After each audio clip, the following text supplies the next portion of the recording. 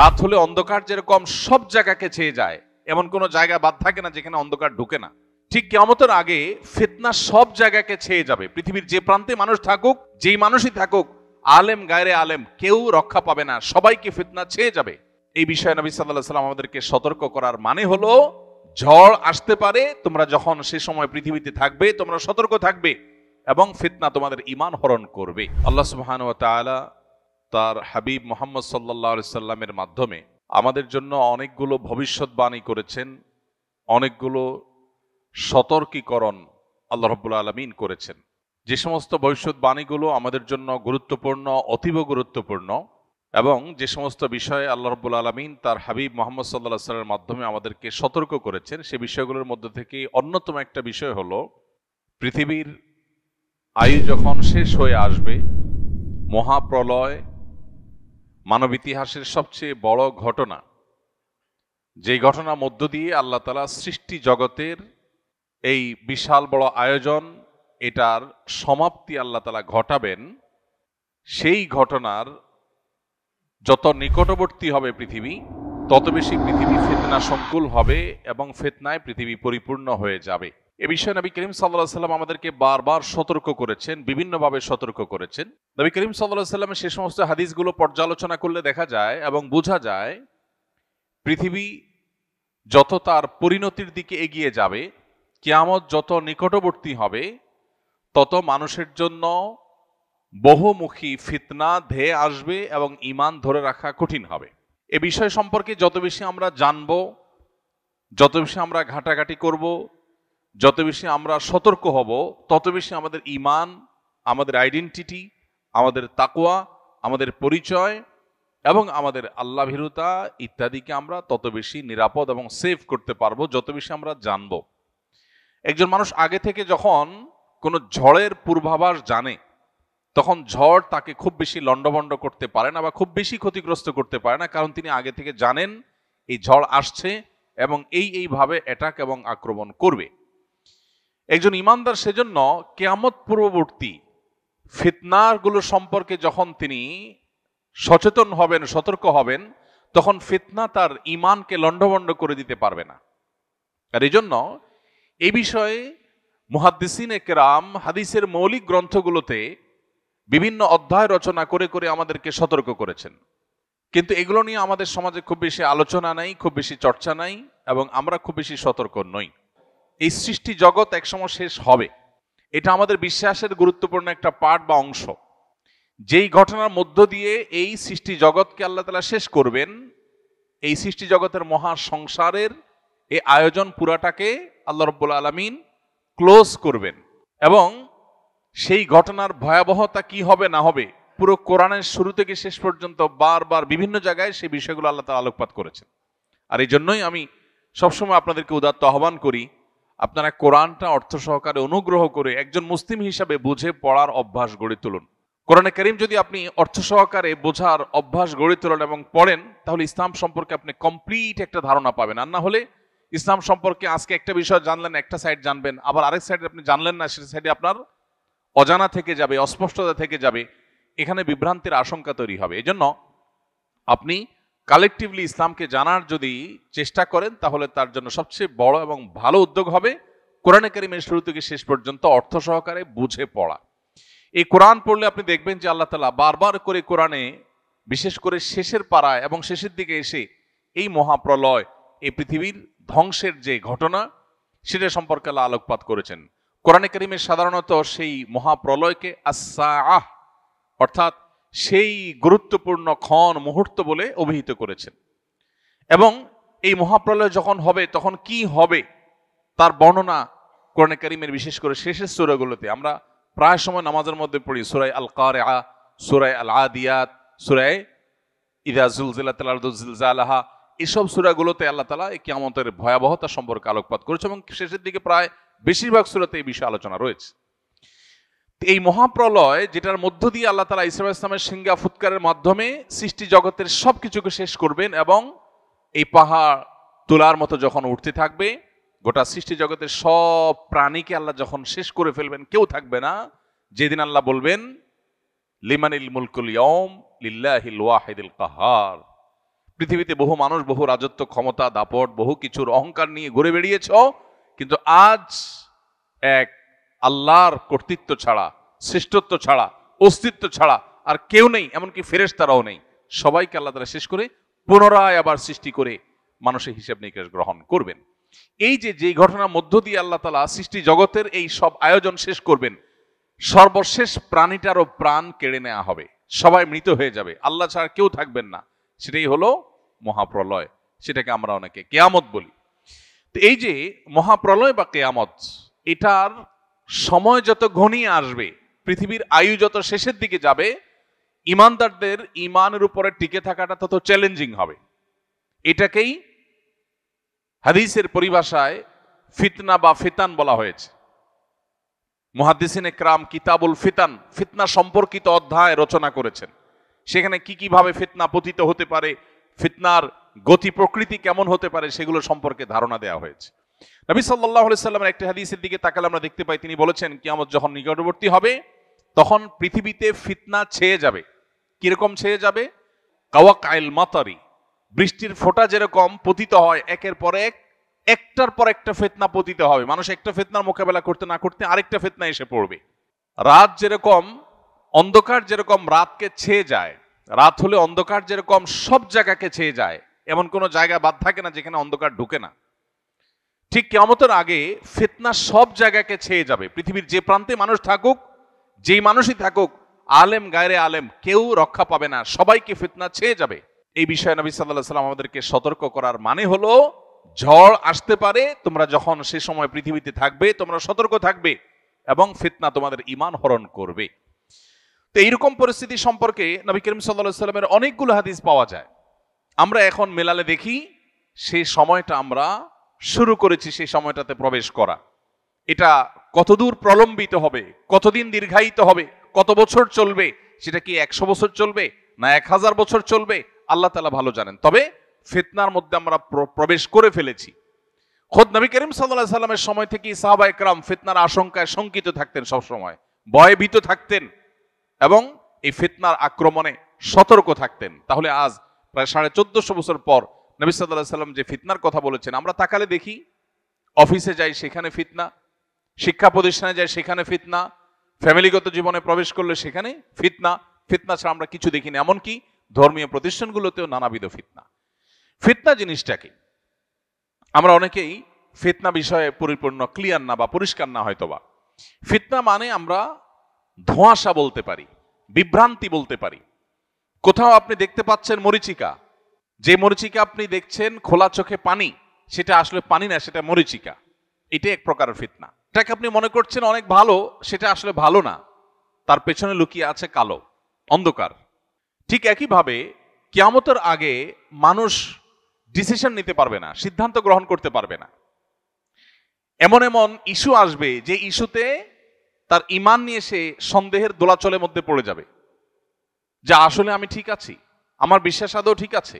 এমন এমন ক্রাইসিস আসবে, কখনো হয়তো উন্নয়নের নামে, উন্নতির নামে, গবেষণার নামে, জীবনমানকে উন্নত করার নামে, সায়েন্স এবং টেকনোলজির নামে, নানা নামে পৃথিবীতে এমন এমন পরিবেশ তৈরি হবে যে মানুষ রীতিমতো তার বিশ্বাস, তার ঈমান নিয়ে সংশয়ের মধ্যে পড়ে যাবে।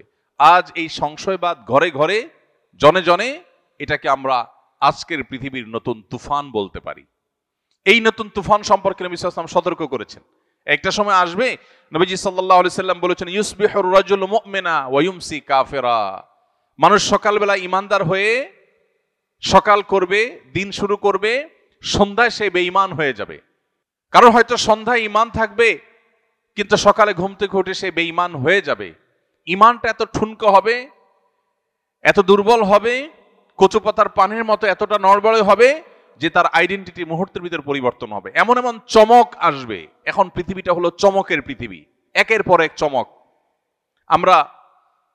আমরা সার্চ ইঞ্জিনের যে চমক, সেটা দেখে সারতে না সারতে এআই এর চমক, আর্টিফিশিয়াল ইন্টেলিজেন্সের চমক আমাদের সামনে এসে উপস্থিত।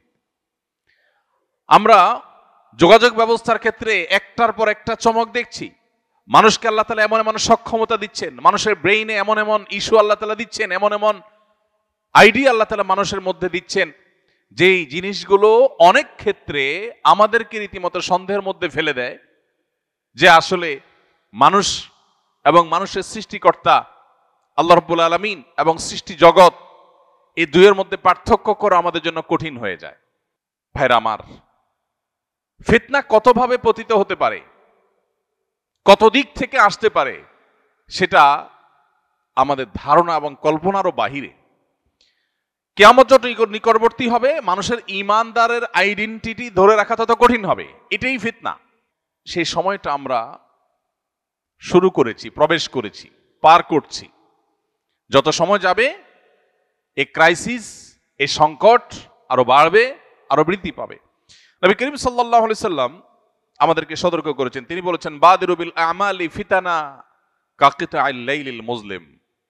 তোমরা ভালো কাজ নেক আমল করার জন্য প্রতিযোগিতায় লিপ্ত হও এবং দ্রুততার সাথে অগ্রসর হও ভালো কাজের দিকে। কারণ এমন সময় আসছে যখন গভীর গুটগুটে অন্ধকার রাত যেরকম অন্ধকার হওয়ার কারণে কোনটা ভালো কোনটা মন্দ মানুষ পরখ করতে পারে না, এরকম সময় আসবে যে তুমি সত্য আর অসত্য, ভালো আর মন্দ পরখ করতে কষ্ট হবে। সেই সময় আসার আগে তোমরা নেকামলে প্রবেশ করো, ভালো কাজে লিপ্ত হও। এবং সেই সাথে নবী সাল্লাল্লাহু আলাইহি সাল্লাম বলেছেন, আবু সালাবা আল খুশানি রাদিয়াল্লাহু তাআলা আনহু থেকে বর্ণিত হাদিসে তিনি বলেছেন, ফা ইন্না মিন ওয়ারাইকুম আইয়ামা আস-সাবরু ফীহিন্না মিসলাল কবদি আলাল জামার। নবীজি বলেছেন সাহাবীদেরকে লক্ষ্য করে যে তোমরা চলে যাওয়ার পরে পৃথিবীতে এমন একটা সময় আসবে যখন দ্বীনের উপরে, ইসলামের উপরে, ঈমানের উপরে টিকে থাকাটা এটা জ্বলন্ত কয়লা হাতের উপরে নিয়ে থাকা যেরকম কঠিন, ওইরকম কঠিন হয়ে যাবে। আজ পৃথিবীতে মুসলিম আইডেন্টিটি নিয়ে চলাটা সহজ না কঠিন? কঠিন। অমুসলিম প্রধান অঞ্চলে বা দেশে তো পরের কথা, মুসলিম প্রধান দেশেও মুসলিম আইডেন্টিটি নিয়ে টিকে থাকা বড় কঠিন। আপনার দাড়ি থাকবে, টুপি থাকবে, আপনি নামাজ পড়বেন, হালাল হারাম মেনটেন করবেন, আপনি মাহারাম মেনটেন করবেন, আপনি সিরিয়াস দিন পালন করবেন, কোরআন হাদিসের প্রত্যেকটা আদেশ শেষে মানার চেষ্টা করবেন, আল্লাহর দাসত্ব এবং আবদিয়তকে আপনি ধারণ করে চলার চেষ্টা করবেন। সমাজই আপনাকে আলাদা চোখে দেখবে, বলবে যে এটা বেকার হয়ে গেছে, এই লোকের মাথা কেউ নষ্ট করছে। আপনি জাতে উঠতে পারবেন না। জাতে ওঠার জন্য আপনাকে অনেক অপকর্ম, অনেক গুনাহের কাজ, অনেক পাপের কাজ, কোরআন হাদিসের বাইরে আপনাকে যেতে হবে। এই যে একটা প্রবণতা, এটা আমাদের সেই সময়ের কথা স্মরণ করিয়ে দেয় যে এই সময়ের কথা নবীজি বলেছেন যে এমন একটা সময় আসবে যে ঈমানের উপরে টিকে থাকাটা জ্বলন্ত কয়লা হাতে রাখার মতো কঠিন হবে। ভাইরা আমার, এখন আপনার সন্তানটা নামাজ কালাম পড়ে, দিনদার, সে হারামে যায় না। সমাজের বেশিরভাগ মানুষ পাপাচারে লিপ্ত, নামে মুসলমান, দিন থেকে সরে গেছে। ওই যে ফিতনার কারণে তারা দিন থেকে সরে গেছে। এই মানুষগুলোর কাছে আপনি বরং ভিন্ন গ্রহের কোনো বাসিন্দা। আপনি বরং সমাজ বুঝেন না, সামাজিকতা বুঝেন না, আপনি বরং অসামাজিক, আপনি বরং সেকেলে, আপনি পুরাতন, আপনি আধুনিক না, আপনি পিছিয়ে পড়া, আপনি সমাজের বোঝা, আপনি স্মার্ট না। হাজারটা ট্যাগ আপনাকে দেয়া হবে। ভাইরা আমার, এই কথা নবী সাল্লাল্লাহু আলাইহি সাল্লাম বলেছেন যে একটা সময় আসবে যখন ঈমান এর উপরে অটল থাকা, অবিচল থাকাটা হাতের উপরে জ্বলন্ত কয়লা ধরে রাখার মতো কঠিন হবে। নবীজি বলেছেন, লিল আমিলি ফিহিন্না মিসলা আজরি 50 রাজুলা ইয়ামালুনা মিসলা আমালিকুম। নবীজি বলেছেন ওই রকম কঠিন সময়ে যখন ইসলামের উপরে টিকে থাকা কঠিন হবে। আপনি দেখুন সারা পৃথিবীতে, আপনি মুসলিম হন, ভালো মুসলিম হন, তাহলে সব বাধা। আপনি ইসলাম ছেড়ে দিলে আর বাধা নেই। ফিলিস্তিনের মানুষ তারা যদি মুসলমান না হয়ে অন্য কোনো আইডেন্টিটি তাদের হতো, তাদের এত কষ্ট করতে হতো না। কাশ্মীরের মানুষগুলো যদি মুসলমান না হয়ে, ইসলাম না হয়ে অন্য কিছুকে ধারণ করতো, তাহলে জুলুম তাদেরকে সহ্য করতে হতো না। গত দীর্ঘ বহু বছর ধরে আমাদের দেশে জঙ্গিবাদের নামে, রাজাকারের নামে, বিভিন্ন নামে ধর্মীয় লেবাসধারীদেরকে যে কোণঠাসা করা হয়েছে, এরা যদি এই ধর্মীয় লেবাস, ধর্মীয় আইডেন্টিটি, ধর্মীয় মূল্যবোধকে ধারণকারী না হতেন, তাহলে এত বাধার মুখোমুখি তারা হতে হতো না। এই যে পরিস্থিতি, নবী সাল্লাল্লাহু আলাইহি সাল্লাম বলেছেন এরকম কঠিন পরিস্থিতিতে যারা সব যায় যাক, আমার জাতে ওঠা লাগবে না, আমার সামাজিকতা গোল্লায় যাক, আমার গোটা দুনিয়ার মানুষের যে স্রোত এবং ফ্লো তার বিপরীতে যে হলেও আমি আমার ঈমানকে, আমার তাকওয়াকে অটল করার চেষ্টা করব, ধরে রাখার চেষ্টা করব। এই প্রতিজ্ঞা যদি কেউ করে এবং সে টিকে থাকতে পারে, নবীজি বলেছেন সেই লোক একজন আমল করে যে সওয়াব পাবে, সাহাবীদেরকে বলেছেন তোমরা 50 জন আমল করলে যে পরিমাণ সওয়াব পায় সে একজন সে সওয়াব পাবে।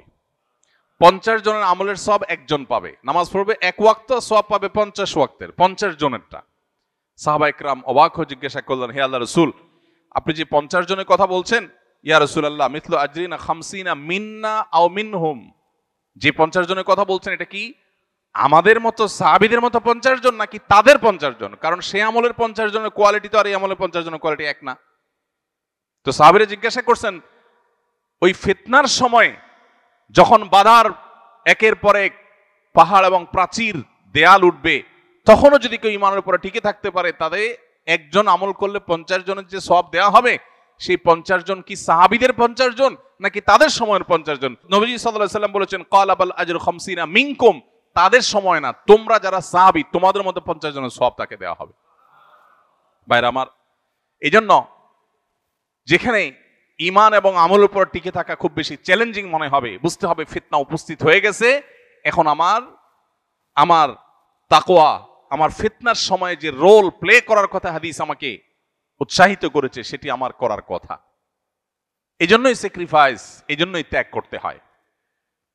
সমাজের সবাই বলবে না এত হিসাব নিকাশ করে চলা যায় নাকি? আমি বলবো হ্যাঁ, চলা যা না গেলে অচল হয়ে যাব, কিন্তু আমি ছাড়বো না, আমি ঈমানকে ধারণ করে রাখবো। আল্লাহ তাআলা ফিতনার সময় আমাদেরকে এভাবে ঈমানকে, আমাদের আইডেন্টিটিকে, আমাদের তাকওয়াকে সেভ করার তৌফিক দান করুন। চতুর্দিকে তাকালে দেখব যে সামাজিকতার হাতছানি, আরে সমাজের সাথে তাল মিলাইতে হয়। প্রত্যেকটা লোকের মধ্যে দেখবেন এই প্রবণতা। ঈমানদার কখনো পরিপূর্ণ তথাকথিত সামাজিক হবে না। বহু কাজে ঈমানদার বলবে না সমাজ কি বলে দেখার দরকার না, আমার ঈমান আমল কি বলে আমি সেটা দেখবো, তাতে যদি গোটা সমাজের বিরুদ্ধে যেতে হয় যাব। এটাই হলো ঈমানের দাবি, এটা হলো তাকওয়ার দাবি, এটাই হলো অটল এবং অবিচল থাকার কথা। আব্দুর রহমান ইবনে শাইবা রাদিয়াল্লাহু তাআলা আনহুর হাদিস আমাদের সবার কাছে বাঁধাই থাকা উচিত, লিখে রাখা উচিত, চোখের সামনে রাখা উচিত। তিনি বলেছেন, নবী সাল্লাল্লাহু আলাইহি সাল্লাম থেকে তিনি শুনেছেন, বাদা আল ইসলামু গরিবান ওয়া সায়াউদু কামা বাদা ফাতুবা লিল গুরাবা। নবীজি বলেছেন, ইসলাম পৃথিবীতে এসেছে যখন, তখন সূচনার সময়ে, শুরুর সময় ইসলাম ছিল বেদুইন, মুসাফির, পথিকের মতো, অচেনা অজানা, যাকে কেউ যাচে না পুছে না, যাকে কেউ আপন করে নিতে চায় না। একজন মুসাফির, পথিক, অচেনা, তিনি কোনো এলাকায় গেলে, কোনো মহল্লায় গেলে, কোনো মসজিদে গেলে কেউই তাকে আপন করে নিতে চায় না, কেউ বাসায় তুলতে চায় না, কেউ ঘরে নিতে চায় না, কারণ চিনি না, জানি না। সবাই তার থেকে নিজেকে দূরে রাখার চেষ্টা করে বা তার কাছে খুব বেশি ভেড়ে না, কেউ যাচ্ছে না, কেউ পোছে না তাকে। নবীজি বলেছেন, ইসলাম যখন শুরুতে এসেছে পৃথিবীতে, তখন এইরকম একটা অবস্থায় ছিল। কিন্তু একটা সময় ইসলামের শৌর্যবীর্য, ইসলামের প্রভাব প্রতিপত্তি, ইসলামের সাম্রাজ্য, ইসলামের জয়যাত্রা, ইসলামের প্রচার প্রসার এমন বেশি হবে যে গোটা পৃথিবীতে ইসলামের প্রভাব থাকবে। কিন্তু আবার পৃথিবীতে ইসলাম আগের জায়গায় ফেরত যাবে। অর্থাৎ আবার এমন একটা সময় আসবে কিয়ামতের আগে যে পৃথিবীতে ইসলামকে কেউ ধারণ করতে চাইবে না, ইসলামের পরিচয়ে কেউ পরিচিত হতে চাইবে না। ইউনিভার্সিটিগুলোতে আমাদের তরুণদের মধ্যে সালাম দেওয়া নিয়ে হীনমন্যতা হয়, সালাম দিতে চায় না, কারণ সালাম দিলে সে হুজুর হয়ে যাবে। এখানে কেউ সালাম দেয় না, এখানে হাই বলে, হ্যালো বলে, এখানে সালাম দেয় না। ঠিক একইভাবে কর্পোরেট দুনিয়াতে, সেখানে যারা বসবাস করছেন, ব্যক্তিগত জীবনে ইসলাম যতই প্র্যাকটিস করুক, ওখানে উনি সালাম দেন না, কারণ এখানে সালাম দেওয়া না প্রচলন নাই। এরকম আরো বহু বিষয়ের প্রচলন নাই। তো এইরকম সময়গুলোতে নবী সাল্লাল্লাহু আলাইহি সাল্লাম বলেছেন, যখন পৃথিবী তার শেষ পরিণতির দিকে আসবে, ইসলাম আবারও ওই প্রথম যুগে যেরকম ইসলাম কেউ ধারণ করতে চাইতো না, মক্কাতে যখন ইসলাম শুরু হয়েছে, ইসলামের পরিচয় পরিচিত হওয়াটা রিস্কি ছিল। এই পরিচয় পরিচিত হলে তারপরে জুলুম নেমে আসতো, কেউ ওয়েলকাম করতো না, গরিব ছিল, অসহায় ছিল ইসলাম। নবীজি বলেছেন, কিয়ামতের আগে আবার এরকম একটা সময় আসবে যখন ইসলাম এরকম অসহায় হবে, কেউ ইসলামকে ধারণ করতে চাইবে না, সবাই জাতে উঠতে চাইবে। নবীজি বলেছেন, ফাতুবা লিল গুরাবা। এই যে শুরু এবং শেষ ইসলামের, মাঝখানে জয়যাত্রা, শুরুতে কঠিন সময় ছিল মক্কাতে, আবার কঠিন সময় আসবে পৃথিবীতে, এই দুই সময়ে যারা ইসলামকে ধারণ করে থাকবে, ওই অসহায় ইসলামকেই ধারণ করবে, সে জাতি উঠতে চাইবে না, সে সামাজিক তথাকথিত সামাজিক হতে চাইবে না, সে সমাজের মানুষের দৌড়ে টিকে থাকতে চাইবে না, সে ইসলামের দৌড়টাকে টিকে রাখার চেষ্টা করবে। এই মানুষগুলোকে নবীজি বলেছেন এরা হলো ইসলামের সে অসহায় সময়ের সঙ্গী। এই মানুষগুলো সম্পর্কে নবীজি বলেছেন ফাতুবা, তারা যেন সুসংবাদ গ্রহণ করে, এদের জন্যই হলো আখিরাতের শেষ হাসি। ভাইরা আমার, তখন নবীজিকে জিজ্ঞাসা করা হলো মানিল গোরাবা ইয়া রাসূলুল্লাহ, হে আল্লাহর রাসূল, ইসলামের কঠিন সময়ে যারা ইসলামকে ধারণ করবে, আপনি যাদেরকে গরিব বলে আখ্যায়িত করেছেন, এখানে অর্থকই না থাকলে যে গরিব হয় সেটা উদ্দেশ্য নয়, বরং দুঃসময়ের কাণ্ডারি, যাচ্ছে না পচে না সেরকম পথিকের মতো ইসলামকে ধারণকারী বলতে হে রাসূল আপনি কাকে বুঝিয়েছেন? নবীজি তখন বলেছেন আল্লাযীনা ইউসলিহুনা ইযা আফসাদান নাস, মানুষ যখন ফিতনায় পতিত হয়ে যাবে, সমাজ যখন নষ্ট হয়ে যাবে, তখন যারা মানুষের সংশোধনে কাজ করবে, নিজেরা কোরআন হাদিসের পথে থাকবে আর সমাজকে সংশোধনের পথে আহ্বান করবে, এই মানুষগুলো হলো সেই মানুষ যাদের জন্য নবী সাল্লাল্লাহু আলাইহি ওয়াসাল্লাম সুসংবাদ দিয়েছেন। ভাইরা আমার, সেরকম কঠিন সময় আমরা পার করছি। আমাদের দরকার এখন ঈমানকে আঁকড়ে ধরা, আমাদের দরকার এখন মুসলিম আইডেন্টিটিকে আঁকড়ে ধরা। আমরা দেখব চতুর্দিকে আমাদের সন্তানদের, আমাদের পরিবারে, আমাদের আশেপাশে, আমাদের সমাজে, সোসাইটিতে, পরিবেশ সব দিকে আমরা দেখব যে সবাই জাতে ওঠার চেষ্টা করছে। কেউ তার অরিজিনকে ধরে রাখার, মৌলিকত্বকে ধরে রাখার, তার শেকড়কে সন্ধান করবার চেষ্টা করছে না। এটা নবী সাল্লাল্লাহু আলাইহি সাল্লাম বহু আগে ভবিষ্যদ্বাণী করেছেন যে এরকম সিচুয়েশন আসবে, সিচুয়েশন আরো জটিল হবে। তো সিচুয়েশন যখন জটিল হয় তখন মানুষের প্রচেষ্টা আরো শক্ত হয়। আপনি সাধারণ পুকুরে যখন সাঁতার কাটেন তখন আপনার যে অ্যাপ্রোচ থাকে, আপনি সমুদ্রের উত্তাল তরঙ্গের বিপরীতে যখন সাঁতার কাটেন তখন অ্যাপ্রোচ একরকম থাকে না। আপনি যখন রাস্তায় স্বাভাবিকভাবে চলাফেরা করেন তখন আপনার সেই সতর্কতা থাকে না। যখন আপনি প্রচন্ড ঝড়ের পরিবেশে আপনি চলাফেরা করেন তখন আপনার পোশাক আশাক উড়ে যায় কিনা সেগুলোর পরে যতটা আপনি সতর্ক হন। ঠিক একইভাবে ফিতনা সংকুল সময়ে ঈমান যেন টিকে থাকে, ঈমান যেন হারিয়ে না যায়, কুফরি এবং ফিতনার ঝড় যেন ঈমানকে লণ্ডভণ্ড করে দিতে না পারে, সেজন্য একজন ঈমানদার তিনি তার সব শক্তি দিয়ে তার ঈমানকে টিকিয়ে রাখার চেষ্টা করবেন। আল্লাহ রাব্বুল আলামিন আখিরি জামানার কিয়ামত পূর্ববর্তী ফিতনা সংকুল সময়ে আকাশ থেকে বৃষ্টির মতো অনবরত ফিতনা যখন পতিত হতে থাকে, যখন অন্ধকার ছেয়ে যায়, ভালো মন্দ নিরূপণ করতে পারি না, সংশয়বাদ যখন আমাদেরকে গ্রাস করে ঘিরে ধরে, এরকম সময় আল্লাহ তাআলা আমাদেরকে ঈমানের এই পরিচয়কে ধারণ করে থাকার তৌফিক দান করুন। ভাইরা আমার, আমরা চতুর্দিকে দেখি নানাবিধ ফিতনা, ফিতনার তালিকা, ফিতনার নজির, ফিতনার দৃষ্টান্তগুলো যদি আমরা আলোচনা করতে চাই সেটা অনেক লম্বা, অনেক দীর্ঘ। এর মধ্যে থেকে একটা উদাহরণ হলো আজকের পৃথিবী উন্নয়নের নামে আমাদের এমন জীবনধারা বা এমন লাইফস্টাইল আমাদেরকে উপহার দিয়েছে যেখানে মানুষ প্রচুর পরিমাণ সম্পদ কামাই করা এবং খুব বেশি সুখ স্বাচ্ছন্দ্য আর ভোগ বিলাসের মধ্যে থাকা, এটা জীবনের অন্যতম লক্ষ্যে পরিণত হয়েছে। এখন এই পাইপলাইনে যখন মানুষ একবার প্রবেশ করে তখন এটার কোনো শেষ থাকে না।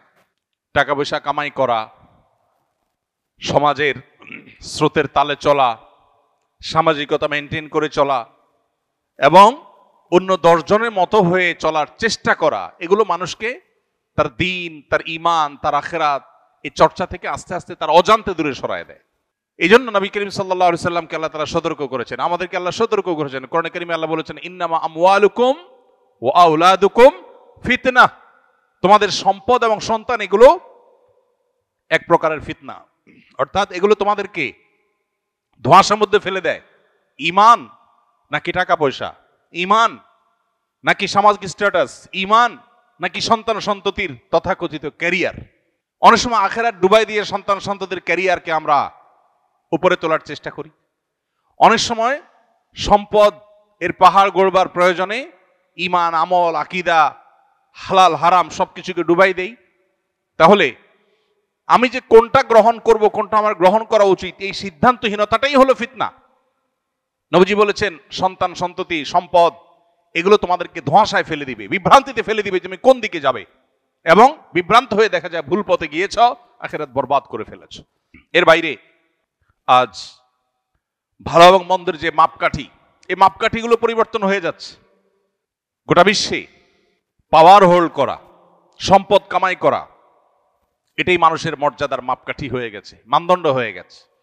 ভালো মানুষের ভাত নাই, সহজ বাংলায়। ভাত আছে কার?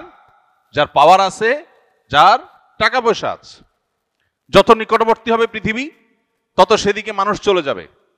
সমাজে এইরকম পরিবেশে পরিস্থিতি মানুষ চিন্তা করবে, ভালো মানুষই পরে, আগে টাকা পয়সা কামাই করি, আগে পাওয়ার গেইন করি। কারণ পাওয়ার গেইন করলে, টাকা পয়সা কামাই করলে সমাজে সবাই বাহবা দিবে। এখন এই সময়টাতে সমাজে আমি লাইমলাইটে আসাটা গুরুত্বপূর্ণ না আমার মুসলিম আইডেন্টিটিকে ধরে রাখা গুরুত্বপূর্ণ? এটা হলো ফিতনা। বেশিরভাগ মানুষ জোয়ারে গা ভাসায়, না এ যুগে টাকা পয়সা না হলে চলে নাকি, এ যুগে ভালো চেয়ারে না গেলে চলে নাকি। কিন্তু যে ইমানদার, ওই যে 50 গুণ সাহাবীদের সমান 50 জনের সওয়াব পাবে, সেই লোক সমাজের এই গড্ডালিকায় স্রোতে গা ভাসায় না, সে বিপরীতে চলে। সে বলে, না আমার সামাজিকতার দরকার নাই, সবাই হ্যাঁ চোখে দেখুক, কিন্তু আমি সততা, আদর্শ, নীতি এটাতে আমি ছাড় দিব না। তাতে আমার পরিবারের লোকদের কাছে আমি খারাপ হতে পারি। স্ত্রী হয়তো বলতে পারে যে এটা অচল, অচল না। হয়তো সন্তানরাও বলবে, আমার বাবা সে আমাদেরকে কিছু দিয়ে যায়নি। হয়তো মা বাপ ভাই বোনও বলবে যে এই ছেলে সমাজের সাথে তাল মেলাতে পারে নাই, সোজা সরল বেকুব। তারপরও সে তার ঈমানকে, তার তাকওয়াকে, আল্লাহর গোলাম এবং বন্দীকে সে আঁকড়ে ধরবে। ভাইরা আমার, এরকম হাজার লাখো অগণিত ফিতনা আছে এই চাকচিক্যময় পৃথিবীতে। ভোগবাদের ফিতনা আমাদের সবাইকে ভোগবাদী করে তুলছে। একজন ইমানদার যার আখিরাতের প্রতি বিশ্বাস আছে, তিনি জানেন দুনিয়াটা সামান্য সময়ের পারাপারের জায়গা। কিন্তু ভোগবাদ আমাদের সমাজে আমাদেরকে এমন ভাবে গ্রাস করে ফেলেছে যে আমাদের মনে হচ্ছে এটাই অনন্তকাল বেঁচে থাকার জায়গা। যিনি টাকার জন্য মরিয়া হালাল হারাম বাজ বিচার করছেন না, তিনি নিজেও জানেন এটা আগামী 1 মিনিট পরও তিনি ভোগ করতে পারবেন কিনা তার গ্যারান্টি নাই। পৃথিবীতে কেউ তাকে গ্যারান্টি দিতে পারবে না, কিন্তু এরপরও তিনি এর জন্য পাগল। এবং তিনি হাজার হাজার শত শত বছর বাঁচবেন না সেটা তিনি জানেন। তারপরেও এত টাকা কামাই করার পরেও তার চাহিদা শেষ হচ্ছে না যত টাকা তার শত শত বছর কেউ শেষ করা যাবে না। তারপর তিনি পাগল পড়া। ফিতনা, এই ফিতনার জালে তিনি পড়ে গেছেন, আর বের হতে পারছেন না। এই নেশায় তিনি ডুবে গেছেন, ব্যাক করতে পারছেন না, আখিরাতকে ডুবাই দিয়েছে। ভাইরা আমার, এরকম বহুবিধ ফিতনা আমাদেরকে গ্রাস করছে। রক্ষার উপায় কি? রক্ষার উপায় হলো কোরআন এবং হাদিসকে আঁকড়ে ধরা। কোরআন এবং হাদিসকে যারা আঁকড়ে ধরবে তারা ফিতনা থেকে রক্ষা পাবে। নবী সাল্লাল্লাহু আলাইহি ওয়াসাল্লাম বলেছেন, আদ্দু আলাইহা বিন নওয়াজিস। খুব কঠিন সময়ে মানুষ যখন হাত দিয়েও কিছু ধরে রাখতে পারে না, তখন মাড়ির দাঁত এটা দিয়ে কামড়ে ধরে রাখার চেষ্টা করে। ঠিক একইভাবে তোমার ঈমানকে ধরে রাখার জন্য সর্বশেষ শক্তি মাড়ির দাঁত দিয়ে তুমি ঈমান, তোমার আত্মপরিচয়, কোরআন এবং হাদিসকে আঁকড়ে ধরবে যে আমি কোরআন হাদিসের বাইরে এক চুল যাব না, তাতে আমার সব যায় যাক। এটা হলো ফিতনার সময় নিজেকে আত্মরক্ষা করার সবচেয়ে বড় মূল মন্ত্র। আর এর পাশাপাশি নবী সাল্লাল্লাহু আলাইহি ওয়াসাল্লাম আমাদেরকে দোয়া শিক্ষা দিয়েছেন, আমরা আল্লাহর কাছে ফিতনার সময় পানাহ চাইব। আল্লাহুম্মা ইন্না নাউযু বিকা মিনাল ফিতান বা আল্লাহুম্মা ইন্নী আউযু বিকা মিনাল ফিতান মা যাহারা মিনহা ওয়া মা বাতান। আল্লাহ, প্রকাশ্য যত ফিতনা পৃথিবীতে আছে এগুলো থেকে আমি পানাহ চাই, তোমার কাছে রক্ষা চাই। আল্লাহ রাব্বুল আলামিনের কাছে আমরা দোয়া করা, চোখের পানি ফেলা এবং ফিতনার পরিবেশ থেকে বেঁচে তাকওয়ার পরিবেশে নিজেকে নিয়োজিত করা, নিবদ্ধ রাখা, এর জন্য নিরন্তর চেষ্টা করে জীবনের শেষ মুহূর্তগুলো পার করার, শেষ নিঃশ্বাস ত্যাগ করার, ঈমান এবং আমল নিয়ে ফিতনা থেকে নিজেকে বাঁচিয়ে, নিজের ফ্যামিলিকে বাঁচিয়ে, জেনারেশনকে বাঁচিয়ে আল্লাহ তাআলা আমাদেরকে দুনিয়া থেকে যাওয়ার তৌফিক নসিব করুন। আমাদের পরিবারকে, আমাদের নিজেদেরকে, আমাদের সমাজকে ফিতনার এই ভয়াবহ করাল গ্রাস এবং থাবা থেকে বাঁচানোর জন্য নানাবিধ উদ্যোগ আমাদের নিতে হবে। সবকিছুর আগে সতর্ক হতে হবে যে ফিতনা আসছে, ধেয়ে আসছে এবং ছেয়ে যাচ্ছে, এবং এই ফিতনায় বহু মানুষ হারিয়ে যাচ্ছে। এটা হলো স্রোতের পানির মতো, বানের পানির মতো। সমুদ্রের বিশাল বড় স্রোত এসে সবকিছুকে টেনে সমুদ্রের মধ্যে গ্রাস করে নিয়ে যায়। এক এক ফিতনা এসে হাজার হাজার মানুষের ঈমান আমলকে নিয়ে যায়। তরুণদের জন্য হাজার রকমের ফিতনা পৃথিবীতে আছে। এই যে বিটিএস ফ্যান হচ্ছে আমাদের ছেলেমেয়েরা, আমাদের তরুণরা, তাদের যে আকর্ষণ করবার মতো ক্ষমতা, সম্মোহনী শক্তি, দুর্বল করে ফেলার যে শক্তি, এটার ফলে নিজের অজান্তে আমি তাদের ফ্যান হয়ে যাচ্ছি। কখনো খেলোয়াড়দের ফ্যান হয়ে যাচ্ছি, কখনো তথাকথিত বিভিন্ন তারকাদের ফ্যান হয়ে যাচ্ছে, যে আমি আমার ট্র্যাক থেকে সরে যাচ্ছি, আমি ইসলাম থেকে সরে যাচ্ছি। কখনো ক্রীড়ার নামে, কখনো কৌতুকের নামে, কখনো বিনোদনের নামে, কখনো অন্য কোনো নামে এমন এমন চমক আসছে যে চমকগুলো দেখে আমি হারিয়ে যাচ্ছি। ওই স্রোত খড়কুটোর মতো করে আমাকে ভাষায় নিয়ে যাচ্ছে এবং তার ভিতরে সে গ্রাস করে নিয়ে যাচ্ছে, আমি টেরও পাচ্ছি না। আল্লাহ রাব্বুল আলামিন আখিরি জামানার এই সমস্ত ফিতনা থেকে আমাদেরকে হেফাজতে রাখুন, আমাদের ঈমান আমলকে আল্লাহ তাআলা হেফাজতে রাখুন। ফিতনা সংকুল এই সময় ঈমানকে আল্লাহ তাআলা কঠিন এবং দৃঢ়ভাবে আঁকড়ে ধরে রাখার তৌফিক দান করুন। আস-সুন্নাহ ফাউন্ডেশন, উম্মার স্বার্থে সুন্নাহর সাথে।